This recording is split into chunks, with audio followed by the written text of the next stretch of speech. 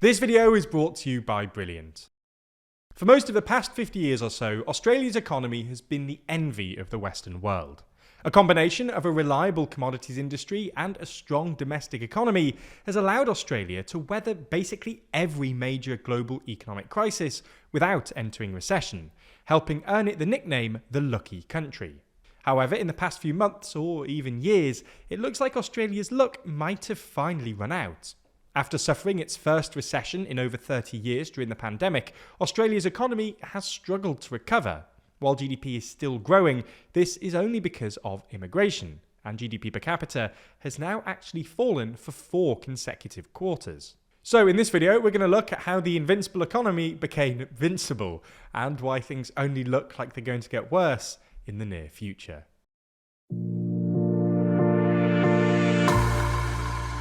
Before we start, if you haven't already, please consider subscribing and ringing the bell to stay in the loop and be notified when we release new videos.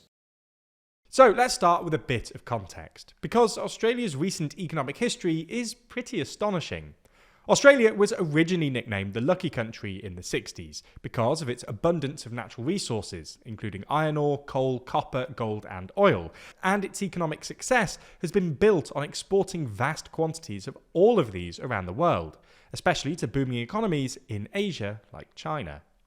Now, as we've mentioned in other videos, an abundance of natural resources can often be as much of a curse as a blessing, because they can make your economy overly dependent on commodity exports.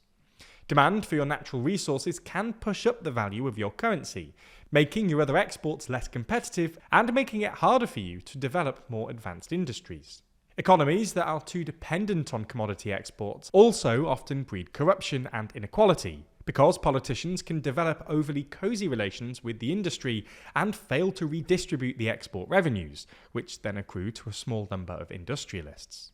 This phenomenon is known as Dutch disease, and it at least partly explains the stagnation we see in many developing countries, including commodity exporting countries in Africa and oil exporting countries in the Middle East. However, Australia has apparently avoided the worst of Dutch disease, in part because even if Australia doesn't quite have a Norway-style sovereignty wealth fund, its relatively stable politics has allowed it to better redistribute its national income and nurture the domestic Australian economy.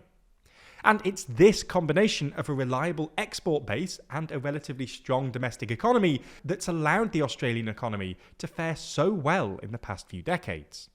Australia's GDP grew every quarter from 1991 until the pandemic in 2020, the longest consecutive streak in world history. A strong domestic economy helped it weather the Asian financial crisis in the late 90s, which crippled its largest trading partner Japan, and a commodity boom driven by Chinese demand allowed Australia to sail through 2008. Australia today has the 10th highest GDP per capita globally, and Australians are some of the wealthiest people in the world. According to UBS's annual Global Wealth Report, Australia today has the 5th highest mean wealth and the 2nd highest median wealth in the world, behind just tiny Luxembourg. Unlike other developed economies, many of which have experienced wage stagnation since 2008, Australian income continued to grow during the 2010s, rising by about 15% between 2008 and 2022. Australia's robust economy, plus the fact that it's a sunny, open place, has made it one of the most desirable places in the world for immigrants. Australia has reliably experienced some of the highest immigration rates in the developed world, which has boosted GDP and protected Australia from the demographic crisis afflicting similar countries. Australia had its first recession in nearly 40 years during the pandemic. This wasn't surprising, but what has been a bit of a shock is Australia's apparent inability to get out of it. While Australia is nominally out of recession, this is only because of immigration, and GDP per capita has actually been falling. At the same time, wages have stagnated at nearly 10% below their pandemic peak, and living standards have been further squeezed by persistent inflation, causing 9 consecutive quarterly declines in real household income, the biggest dive in living standards in recorded history. So, what's gone wrong for the Lucky Country? Well, some of this is just a normal consequence of tight monetary policy.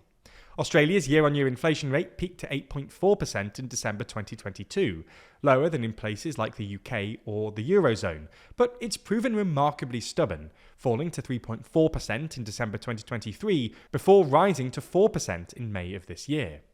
This has forced Australia's central bank to aggressively raise interest rates from 0.1% in 2022 to over 4% today. This has slowed down the economy, largely via mortgage costs.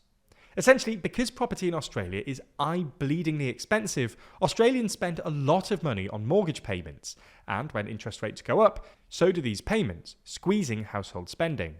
But there are also some Australia-specific factors at play here. The first one we just alluded to, Australia's housing crisis. At first glance, you might assume that housing would be pretty cheap in Australia. After all, it's an enormous country with a relatively small population. However, because most of the population is concentrated in small areas, and because the Australian tax system actively encourages treating property as an investment, housing in Australia is actually inordinately expensive, especially in cities like Sydney and Melbourne.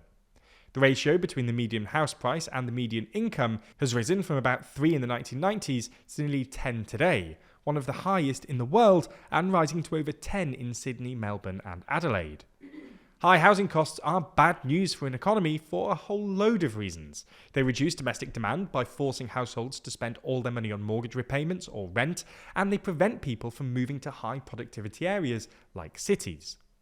The other Australia-specific reason is a slump in its exports. Australia's commodity exports have been undermined by a combination of falling global prices, with iron ore prices falling 30% this year alone, and weak demand from China, which has been Australia's largest export market for years now, but is currently struggling with its own economic crisis. But on top of that, Australia's largest service export, education, has also come under pressure recently. Before the pandemic, education, i.e. students coming to study in Australia, was Australia's fourth largest export behind coal, iron ore and natural gas. However, in the past few years or so, a lack of reliable domestic funding has made the sector increasingly reliant on foreign students, who essentially subsidise domestic students. However, as immigration has become a politically salient issue, largely thanks to the housing crisis, the Australian government has responded by cutting student visas, putting even more strain on the education system. All in all, things don't look good for the lucky country, and diversifying its export base while simultaneously deflating one of the world's biggest housing bubbles won't be an easy task.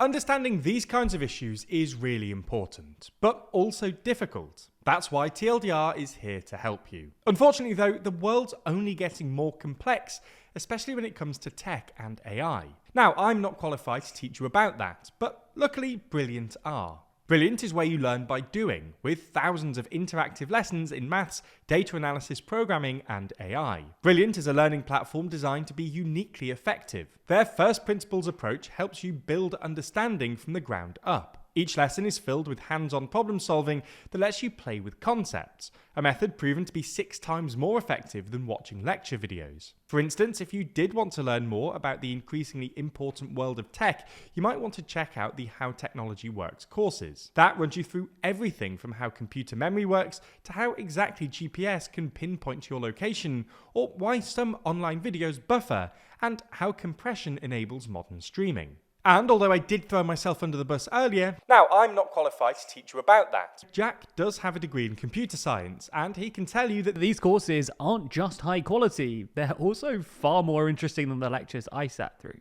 To try everything Brilliant has to offer for free for a full 30 days, visit brilliant.org/TLDR, or click the link in the description. That way you'll get 20% off an annual premium subscription, and they'll know you came from us.